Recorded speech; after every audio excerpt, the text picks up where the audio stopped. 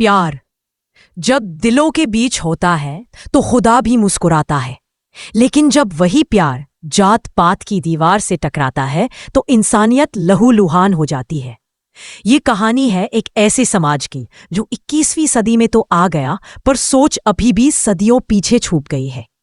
और इस सोच के बीच पिसती है दो दिलों की वो मासूम मोहब्बत जिसका नाम है नीलेश और विधि। कहानी शुरू होती है शंकर नाम के आदमी से, एक ऐसा इंसान जिसे मोहब्बत से नफरत है, और खासकर उस मोहब्बत से जहां एक तरफ कोई लोअर कास्ट का वो। शंकर एक साइको है। अभी कुछ दिन पहले ही उसने एक दलित लड़के को तीसरी मंजिल से फेंक कर जान ले ली थी, सिर्फ इसलिए क्योंकि वो एक ऊंची जात की लड़की से प्यार करता था। कहानी के हीरो है नीलेश। यहां से शुरू होता है नीलेश का रोल, एक गरीब दलित लड़का जिसके पास पैसे नहीं लेकिन सपने बहुत बड़े हैं।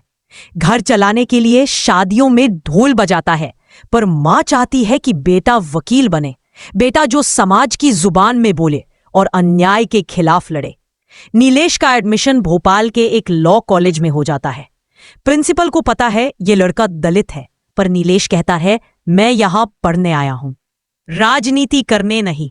अब शुरू होता है विधि का रोल, जो ऊंचाई में रहकर भी दिल से इंसान है। कॉलेज में नीलेश की मुलाकात होती है विधि से, वही लड़की जिससे वो एक शादी में मिल चुका था जहां नीलेश ढोल बजा रहा था। विधि एक ब्राह्मण परिवार से है, पर नीलेश के साथ कभी भेदभाव नहीं करती, उसे एक दोस्त की तरह ट्रीट करती है। धीरे धीरे दोनों में दोस्ती बढ़ती है, फिर वो दोस्ती प्यार में बदल जाती है। लेकिन मोहब्बत का ये सफर आसान नहीं। कहानी में एक नया मोड़ आता है दोस्तों। कुछ छात्र रिजर्वेशन का विरोध करते हैं। वो कहते हैं नीलेश जैसे लोग हमारा हक छीन रहे हैं। नीलेश उनसे कहता है ठीक है, रिजर्वेशन बंद कर दो, लेकिन क्या तुम हमें इंसान समझने लगोगे? नीलेश इन राजनीतिक बहसों में नहीं पड़ना चाहता, वो सिर्फ पढ़ाई करना चाहता है। यहां से शुरू होता है विधि के भाई की नफरत। विधि का कजिन भाई रॉनी नीलेश से चिढ़ता है। जब नीलेश उसकी बहन की शादी में आता है तो रॉनी और उसके दोस्त उसे पीटते हैं और उस पर टॉयलेट तक कर देते हैं। इंसान को इंसान नहीं समझा जाता यहां, और नीलेश डर के मारे विधि से दूर हो जाता है। विधि परेशान है, क्यों नीलेश बात नहीं कर रहा? नीलेश कहता है हमारी दुनिया अलग है, मैं झुग्गी से आया हूं, तुम महल से। प्यार मेरी जात नहीं जानता, पर समाज जानता है और मार डालता है। लेकिन रॉनी अब और भी गुस्से में है। वो कॉलेज में नीलेश को हर रोज तंग करता है। एक दिन तो वो नीलेश के पिता को, जो नाच गाना करके परिवार चलाते हैं, कॉलेज बुलाकर बेइज्जत कर देता है। शेखर कॉलेज का एक लड़का जो बराबरी की लड़ाई लड़ रहा था, सिस्टम उसे सस्पेंड कर देता है और शेखर आत्महत्या कर लेता है।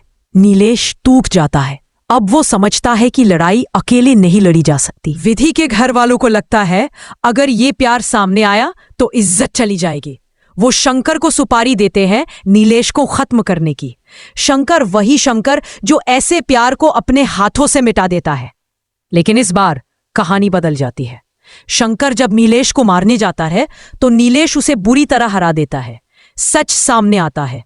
अब नीलेश सीधा विधि के घर वालों से सवाल करता है, मैंने तुम्हारी बेटी से मोहब्बत की, पर तुमने क्या किया? मुझे पीटा, मुझ पर पेशाब किया, मुझे मरवाने की कोशिश की। मैंने सोचा था हम गंदे हैं, पर असली गंदगी तो आपकी सोच में है, जो इंसान को इंसान नहीं समझती। उसके बाद विधि सबके सामने आ जाती है और नीलेश को गले लगा लेती है। क्लाइमैक्स, जाति नहीं इंसानियत जीती। शंकर जो कभी किसी को जिंदा नहीं छोड़ता था, इस बार हार गया और शर्म से खुदकुशी कर लेता है। नीलेश और विधि अब खुलकर जीने लगते हैं। रॉनी जो कभी दुश्मन था, अब दोस्त बन चुका है। दोस्तों, प्यार कोई जुर्म नहीं है, फिर क्यों इस समाज में मोहब्बत की सजा दी जाती है?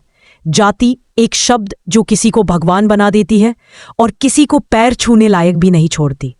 पर क्या आत्मा की कोई जाति होती है? सोचिए, जिस दिन हम जात से नहीं दिल से इंसान को देखने लगेंगे, उसी दिन असली आजादी का सूरज उगेगा। अगर ये कहानी आपके दिल को छू गई हो तो इसे जरूर शेयर करें और एक प्यारा सा लाइक करें, क्योंकि बदलाव एक सोच से ही शुरू होता है। प्यार करो जाति से नहीं, इंसानियत से।